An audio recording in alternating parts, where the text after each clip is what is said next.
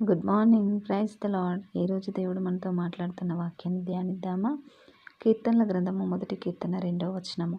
యెహోవా ధర్మశాస్త్రం నందు ఆనందించుచు దీవారాత్రము దానిని ధ్యానించువాడు ధన్యుడు. దేనిని ధ్యానించువాడు ధన్యుడు అని దేవుడు స్పష్టంగా చెప్తున్నాడండి. ధర్మశాస్త్రము, దేవుని యొక్క ధర్మశాస్త్రం నందు ఆనందించాలి. దేవుని యొక్క వాక్యం నందు ప్రీతి కలిగి ఉండాలి. యెహోవా యందు మనం ఆనందించాలి. ఎప్పుడు ప్రభువునందు ఆనందించుడి. మరలా చెప్పుదును, ప్రభువునందు ఆనందించుడి అని వాక్యం సెలవిచ్చినట్టుగా మనము దీవారాత్రము దేవుని యొక్క వాక్యాలు ధ్యానిస్తూ ఉన్నప్పుడు మనం ధన్యులమవుతామంట అండి.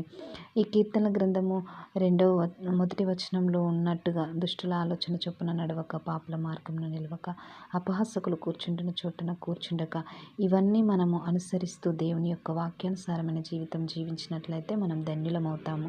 కాబట్టి ఈ వాక్యం మన జీవితంలో ఫలించునుగాక. Praise the Lord all. Thank you.